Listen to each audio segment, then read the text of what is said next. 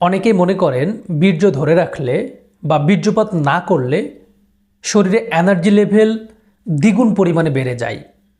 আবার অনেকের ধারণা এটি স্বাস্থ্যের জন্য মারাত্মক ক্ষতিকর।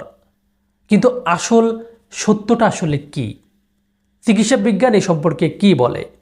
আজ আমি আপনাদের এই রহস্যের পিছনের আসল মেডিকেল সায়েন্স সম্পর্কে জানাবো। এটি কি সত্যি আপনার সক্ষমতা বাড়াবে, নাকি শরীরের বড় কোনো বিপদের কারণ হতে পারে? তো চলুন তাহলে সংক্ষেপে জেনে আসি। প্রিয় দর্শক, মেডিকেল সায়েন্স বলে আপনি যখন বীর্যপাত না করেন তখন বীর্য কোথাও জমা হয়ে থাকে না বা এটা পচে যায় না। আমাদের শরীর স্বয়ংক্রিয়ভাবে সেই বীর্যকে পুনরায় শোষণ করে নেয় এবং এর প্রোটিন ও মিনারেলস আমাদের রক্তে মিশে যায়। তাই বীর্য ধরে রাখার প্রধান রহস্যই হলো আপনার মস্তিষ্ক।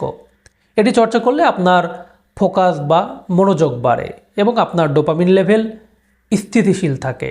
গবেষণায় দেখা গেছে প্রায় 7 দিন বীর্যপাত না করলে পুরুষের টেস্টোস্টেরন লেভেল সাময়িকভাবে বৃদ্ধি পেয়ে থাকে।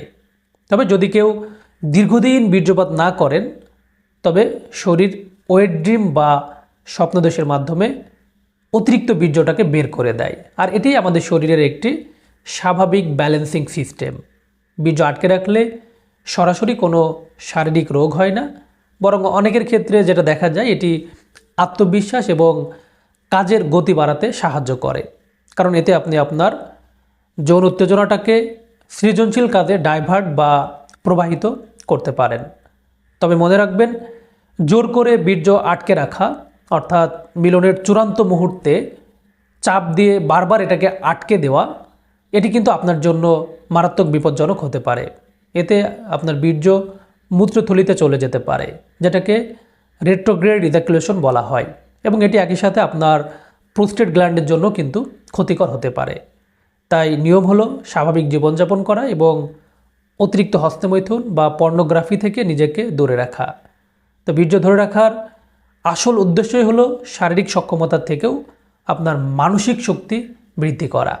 তো বন্ধুরা, আজ এই পর্যন্তই। ভিডিওটি আপনার কাছে ইনফরমেটিভ মনে হলে বন্ধুদের সাথে শেয়ার করুন, এবং এই সম্পর্কে যদি আপনার আরও কিছু জানার থাকে, কোনো প্রশ্ন থাকে, তাহলে কমেন্টে জানাতে পারেন।